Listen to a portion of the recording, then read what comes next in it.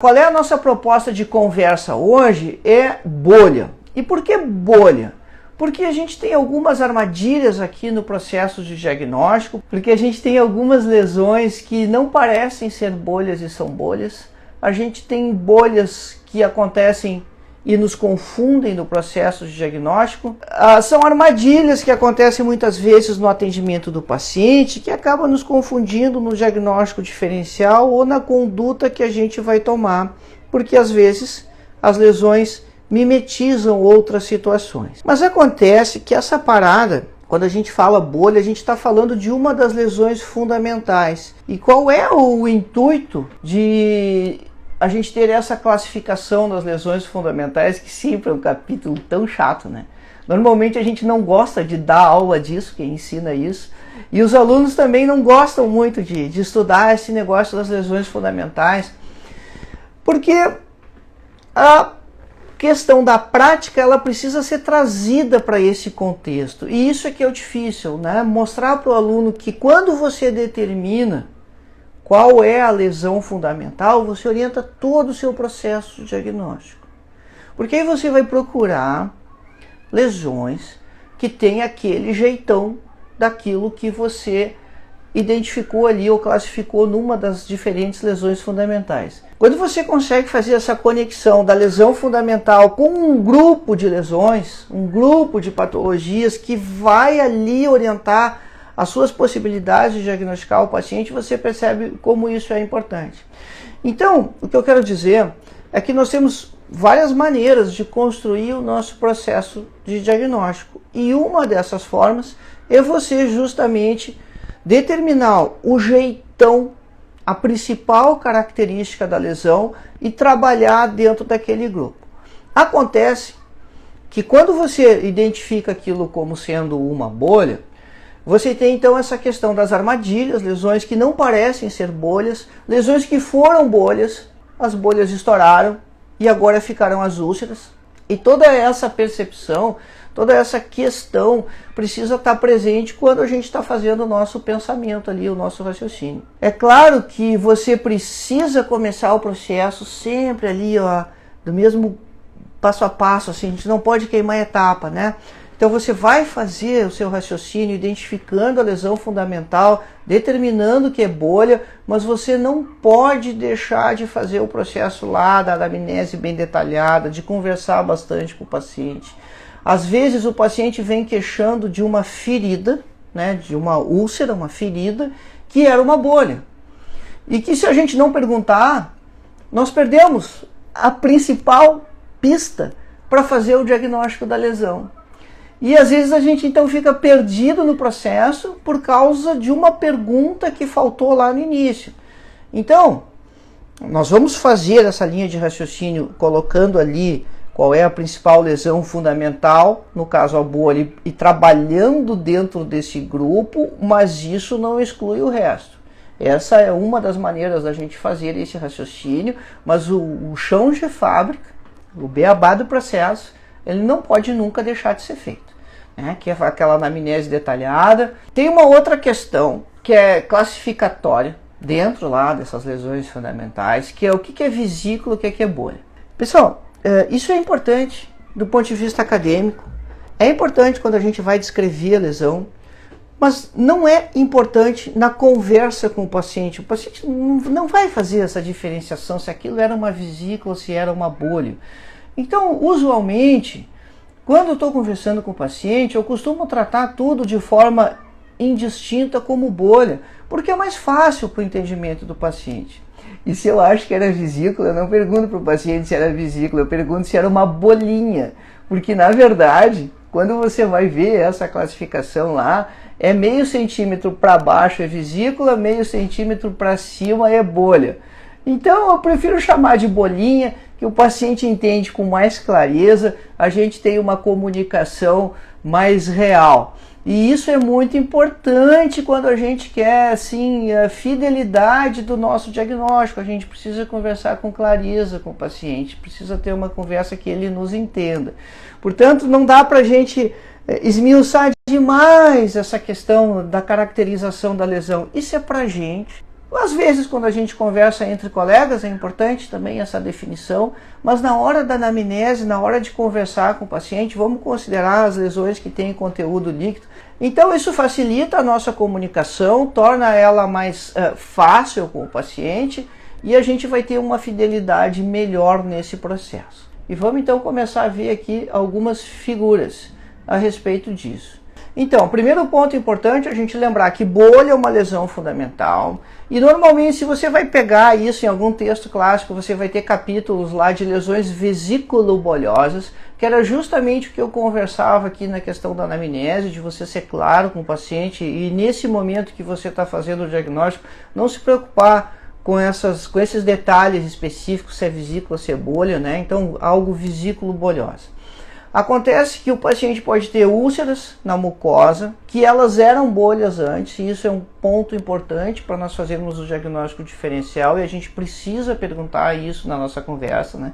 Se ele queixa que era uma feridinha, dentro daquelas perguntas lá na história da doença atual, se já teve, se dói, se muda de lugar, essa ferida, essa úlcera, ela era uma bolha antes ou ela já começou assim como uma ferida mesmo?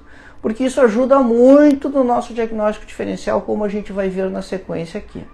Tempo de evolução é sempre uma pergunta obrigatória que a gente precisa fazer, porque é difícil você ter bolhas de muito longa duração. Normalmente, quando isso acontece, é patologia de glândula salivar, mucocele, rânula, situações desse tipo. As outras lesões bolhosas, elas costumam durar muito menos tempo. E também tem aquela situação que você tem lesões que elas não parecem ser bolhas e elas estão classificadas lá no grupo das lesões vesículo-bolhosas. Você olha para o aspecto clínico dessas lesões e elas não têm aquele aspecto clássico de ser uma bolsa com líquido dentro, uma lesão com conteúdo líquido, porque esse negócio da bolha ele aparece lá no microscópio do patologista.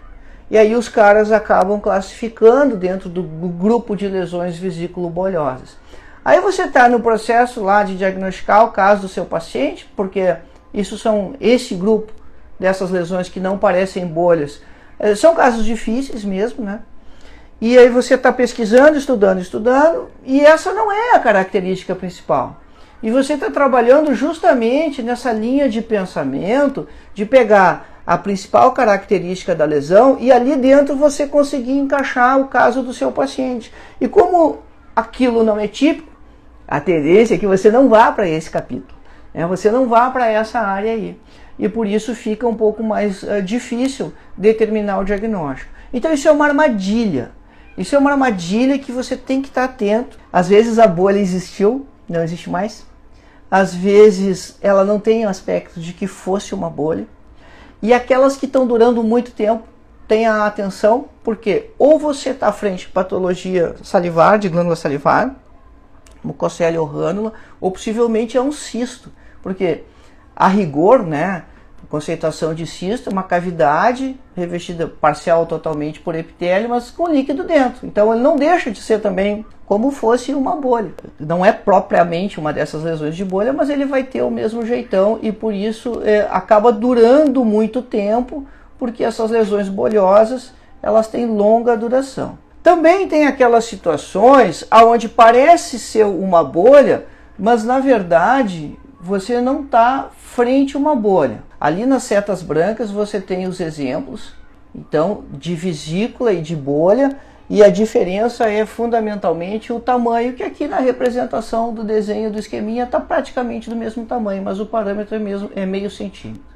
Então isso é um resumo geral ali, você tem mácula, mancha, pápula, vergão, placa, nódulo, quando é uma lesão sólida. Mas o importante é a gente determinar que quando a gente está conversando a respeito dessas lesões vesículo-bolhosas, a gente está tratando de uma estrutura que tem conteúdo líquido dentro, e esse conteúdo líquido ele pode ser de diferentes naturezas ali. Você tem também aquelas lesões que você parece estar frente a uma bolha, mas que na verdade você não está vendo uma bolha, não é uma bolha. Então a gente vê ali na lesão mais superior, aonde você tem a seta branca, um hemangioma no lábio. O hemangioma parece ser uma lesão bolhosa, mas ele não é uma lesão bolhosa, porque aqueles vasos eles estão todos enovelados, como fosse um novelo de lã. Então aquilo não é uma área de conteúdo líquido, não, o sangue está passando por dentro de muitos vasinhos. E então, conceitualmente, né, é um pouco diferente. E se você for estudar isso, então for tentar encontrar hemangiomas lá nas lesões bolhosas para confirmar, para ver aspecto clínico, para saber tratamento, para ver variantes do processo ali, você não vai encontrar, porque não é lá que vai estar. E na lesão de baixo, na seta amarela, você tem ali uma lesão nodular. Então aquilo, nesse caso a gente já sabe o que é uma hiperplasia fibrosa, mas a gente não pode confundir as coisas. Então aquilo é sólido, não tem conteúdo líquido, então não vamos chamar o que não é bolha de bolha. Assim, né, como é uma questão que a gente conversa bastante sempre, assim, aquela mania que os pacientes têm de chamar todas as úlceras que aparecem na boca de afta, né? As pessoas tratam da própria afta até o carcinoma, chamando de afta. E também isso é um trabalho que a gente, como profissional, tem que ter, né? De, olha, nem tudo é afta. A afta tem uma patogenia específica, uma doença que tem determinadas características. Então é importante você separar as coisas. E aqui também, se você tem um nódulo, é um nódulo, não é uma bolha. E às vezes, quando a gente vai pedir uma opinião para um colega, vai trocar uma ideia, essa nomenclatura também é importante, porque isso ajuda quem não viu a lesão a ter uma ideia de qual é o aspecto clínico, de qual é o jeitão dela. Então, vê bem, essa descrição inicial do que você está vendo ali, ela é muito importante na orientação do seu diagnóstico.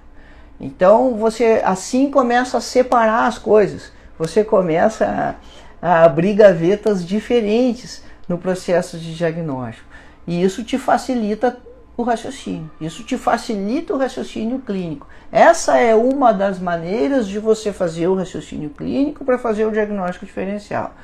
Olhou, não se apavora. Olhou, tenta classificar nessas diferentes tipos, nessas diferentes lesões fundamentais ali, e aí você vai separando uma coisa da outra e vai refinando e vai melhorando o seu processo ali de diagnóstico. O exemplo clássico, então, de você ter a bolha é de você ter uma situação como essa aqui no lábio. Então, e olha que interessante, né? É um mucocele, você então tem uma lesão bolhosa, mas nem sempre você vai ter aquele aspecto translúcido da bolha, de você perceber que tem conteúdo líquido lá dentro, porque isso depende da profundidade. Então, quando você tem uma bolha acontecendo ali na mucosa mesmo, você vai ver bem superficial no epitélio da mucosa, você vai ver isso por translucidez, aquele conteúdo líquido, ela vai ser mais esbranquiçada, ela vai ser mais clara. Mas quando você tem uma lesão que está mais profunda, e aí a profundidade, nesse caso aí do mucocele, depende da glândulazinha salivar que foi lesionada, e aí começa a acumular saliva em roda dela, essa glândulazinha vai formar uma cápsula fibrosa no entorno, com saliva ali dentro. E se isso está um pouco mais profundo, vai ter cor de mucosa. Mas aí, olha só, né? Lembra lá da história, né? Cara, faz o passo a passo todo do processo, né? Faz a anamnese direitinho, fez toda a conversa, aí você vai passar por exame, e no exame você tem que tocar na lesão. E essa questão da semiologia, não tem como ensinar isso. A gente pode dar dicas, mas não tem como ensinar o tato. Dizer, a gente até diz, né? É flácido, é bolhoso mesmo, é uma expressão que se usa referente ao tato, ao toque, mas você precisa desenvolver isso, né? Não só olhar a lesão, mas como tocar nela.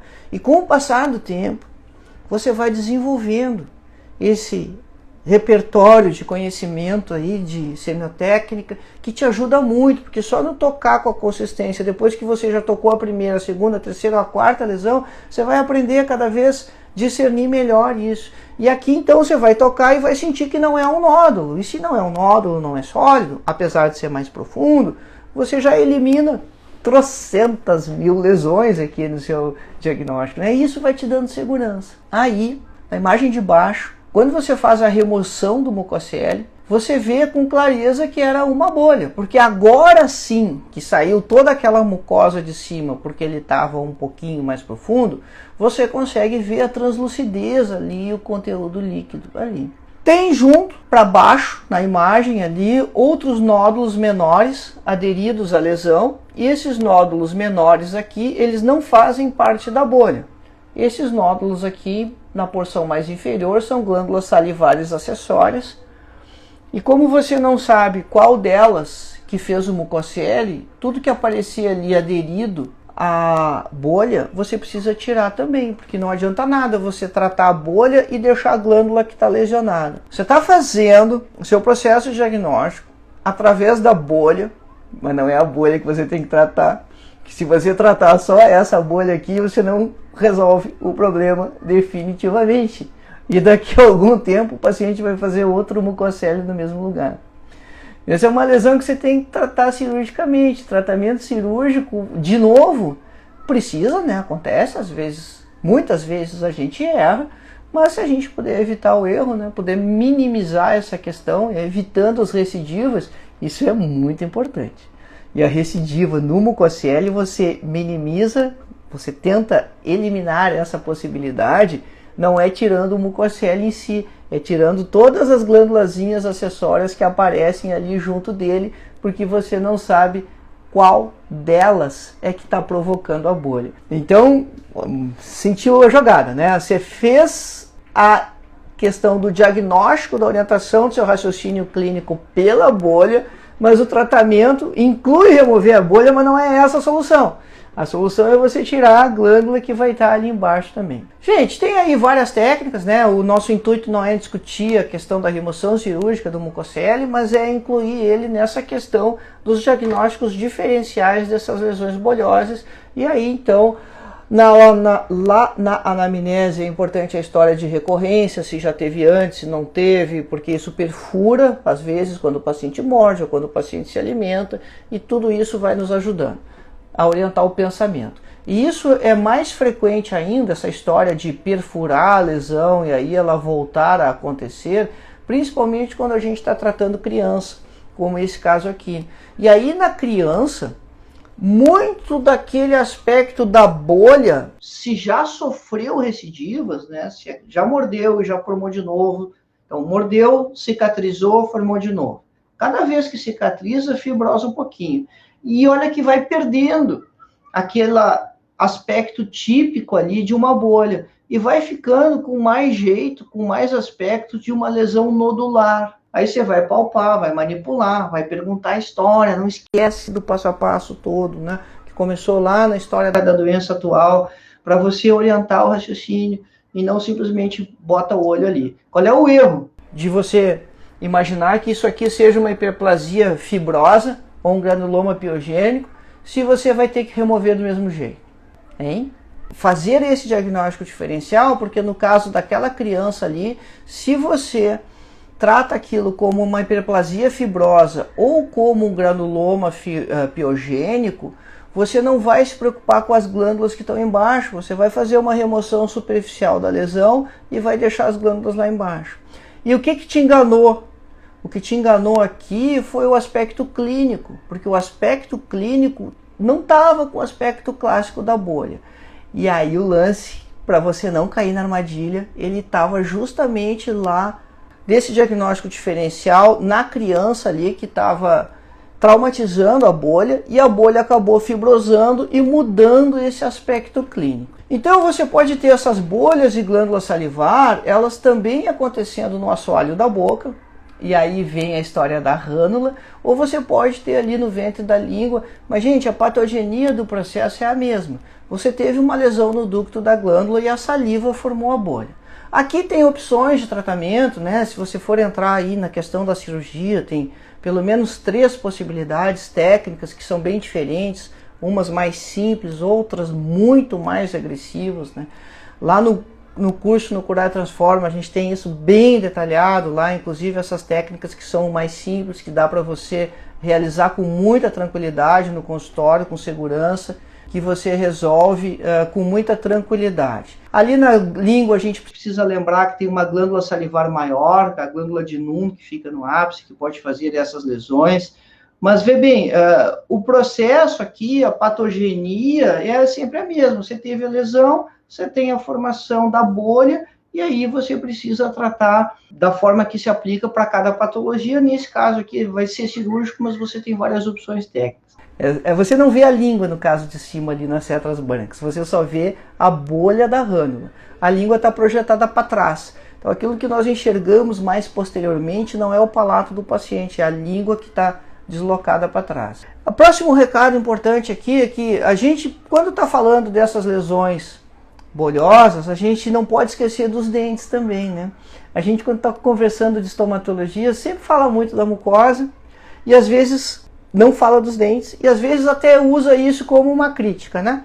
A gente se preocupa demais com os dentes e olha pouco as mucosas, mas não é. Uma coisa não exclui a outra. O nosso foco tem que ser em tudo.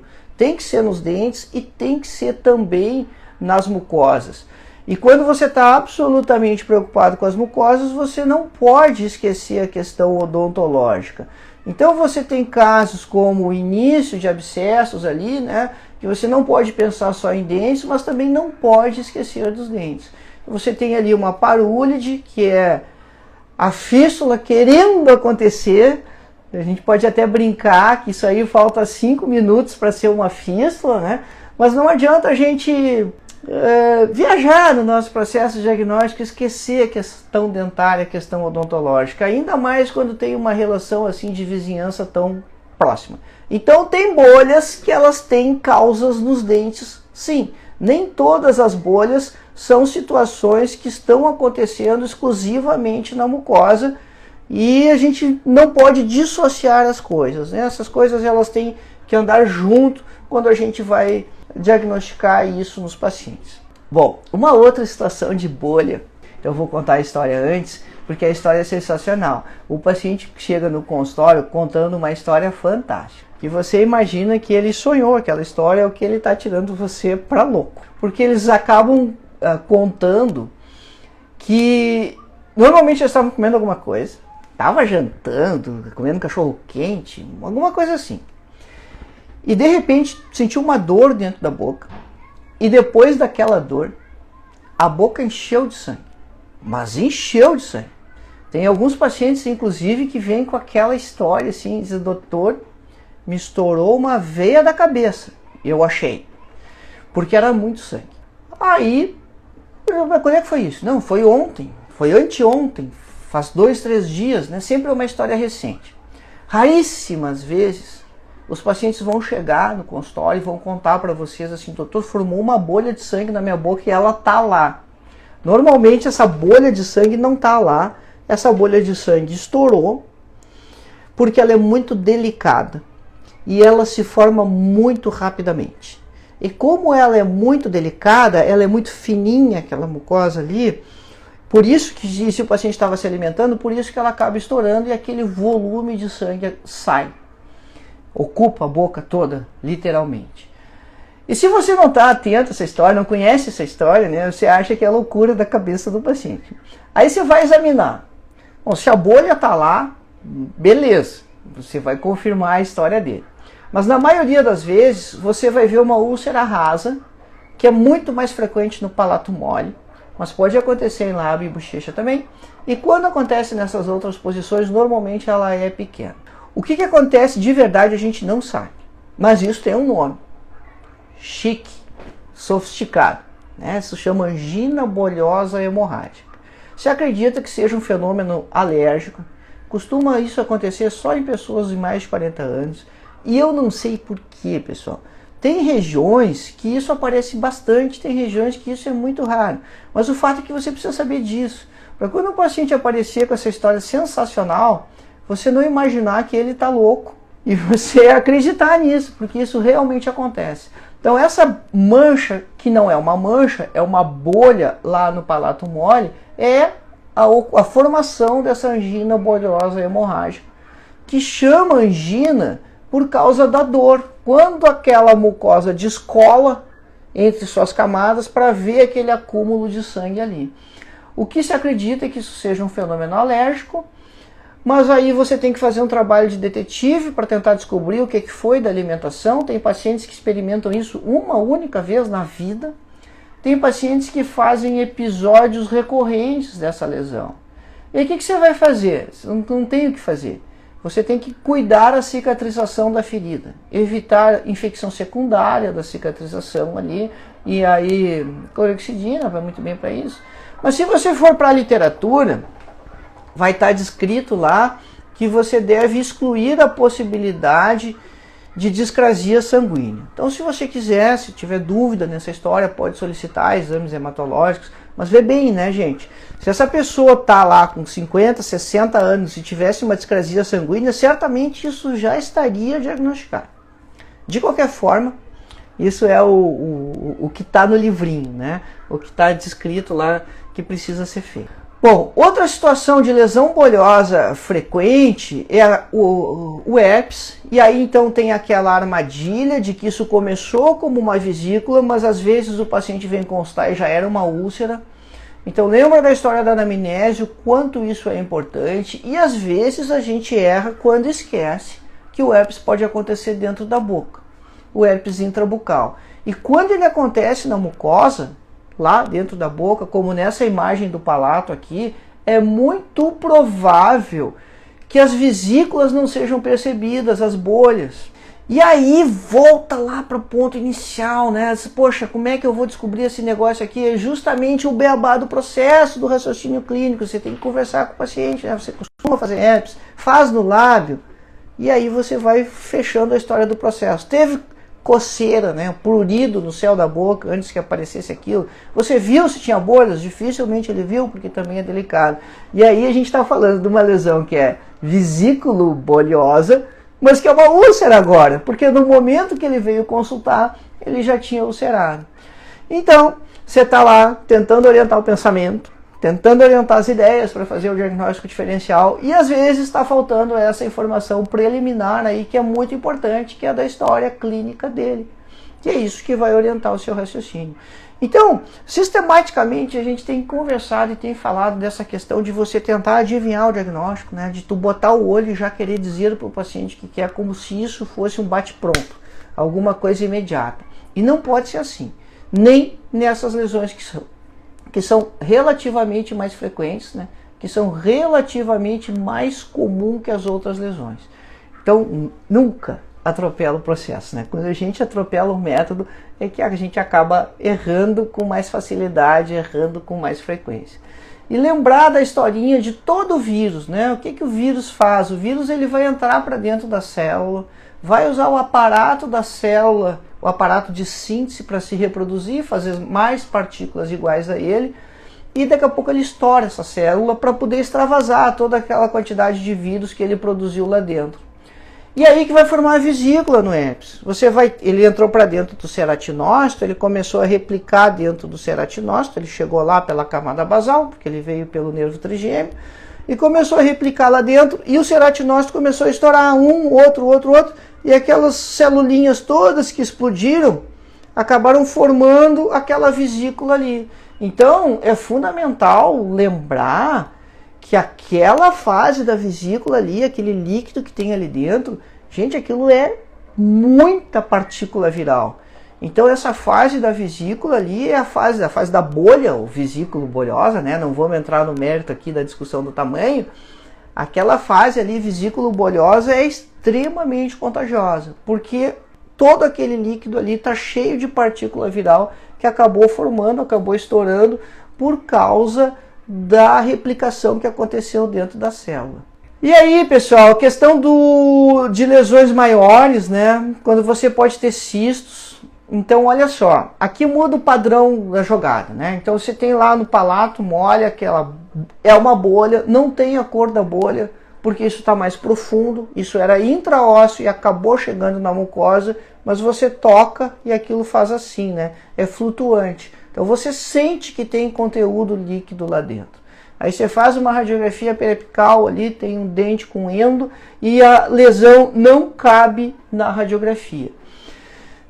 Se não cabe na radiografia, você precisa evoluir nos exames, né? Então aí já com aquele tamanho todo, não cabendo na periapical, bom gente, Conibin, você precisa enxergar tudo, tem que ter todo aquele mapeamento. Ah, posso pedir uma panorâmica aqui? Poder pode, mas dificilmente você vai escapar da Conibin, porque você precisa ter um planejamento bem mais elaborado aqui, bem mais amplo. Aí também vai ser uma cirurgia maior, grande, mas que tudo começou como uma bolha. No caso, uma bolha intraóssea e que cresceu tanto que acabou atingindo a mucosa. E o aspecto que a gente vê aqui, agora então a gente consegue confirmar com tranquilidade ali que isso é uma bolha mesmo, porque você vê ali a cápsula do cisto e tem aquele aspecto bolhoso. E aqui depois que ele está removido, a gente está levantando ele com o descolador ali para mostrar como a cavidade era ampla ali, né? Então, portanto, era um cisto nesse caso aqui. E é uma das situações que a gente pode então considerar ou colocar aqui nesse grupo das bolhas. Também tem situações que você vai ter aqui envolvimento um pouco maior ainda, né? Isso pode acontecer. Então aqui você tem outro caso que na panorâmica você vê o envolvimento ali dos 4 incisivos, já estão com endo. Então quando está desse tamanho, é um cisto apical que acabou crescendo e envolveu outros dentes. Mas você toca ali, você tem a clara sensação da bolha. Só por curiosidade cirúrgica, né, o acesso dessas lesões ali, ele é sempre para o vestibular, né? A gente vê aquela bola lá no palato da bolha, mas a gente chega nela, a gente aborda essas lesões por vestibular, né? E aí, pessoal, qual é a situação que eu julgo como sendo a mais difícil? A mais difícil dessas situações de lesões bolhosas, para mim, é um grupo de lesões que faz parte de outra classificação que entra lá nas patologias autoimunes, que é o pênfigo e o pemphigoide. Por que eu acho isso difícil?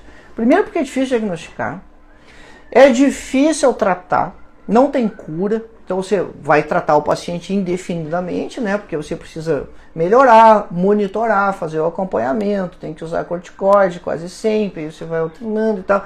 Mas é difícil até para o patologista fazer esse diagnóstico diferencial de pênfigo, pemphigoide. E o lance, não parece que é bolha. E isso atrapalha. Você vai estudar essa parada aí, e isso está lá dentro das lesões vesículo-bolhosas. Acontece que não tem um jeito de bolha. Normalmente o que você vê são aquelas ulcerações rasas. Mas por que então, afinal de contas, que isso está classificado aqui dentro das lesões vesículo-bolhosas? Porque lá no microscópio do patologista aparece esse desprendimento. E se esse desprendimento é entre o epitélio conjuntivo é uma lesão, se esse desprendimento é dentro do próprio epitélio é outra. É isso que vai diferenciar o pênfico do pemphigoide, mas na verdade o manejo vai ser muito parecido. Então se você tem, esse é um caso bem agressivo, assim, né? Caso que está muito intenso. Se você tem um caso desses, não tem jeito, vai ter que biopsiar. E aí quando você vai fazer, se você está preocupado aqui em fazer o diagnóstico diferencial do pênfico e pemphigoide, tem 2 detalhes muito importantes. A lesão não pode ir para o formol, você vai ter que fazer a biópsia, porque se isso for para o formol, o patologista não vai conseguir fazer uma técnica lá que chama de imunofluorescência, que vai possibilitar o diagnóstico diferencial de uma e de outra. E também aí você ou vai colocar em soro fisiológico, tem que mandar rápido para o laboratório, ou existe um preparado especial para isso, que é a solução de Michel, né? Isso tem que pedir antes para o laboratório. Então olha só, tudo é difícil, né? O aspecto clínico te confunde, está dentro das lesões bolhosas, mas você não vê as bolhas. Tem uma manobra semiotécnica que te ajuda, que é apertar a lesão ali, a mucosa onde não tem lesão e torcer. Isso chama sinal de Nichols, que aí acaba aparecendo, desprendendo ali, formando essa bolha. Então isso é um sinal clínico, né, para te ajudar nesse processo de diagnóstico ali, de indicação do processo. Mas esse então é a grande complicação.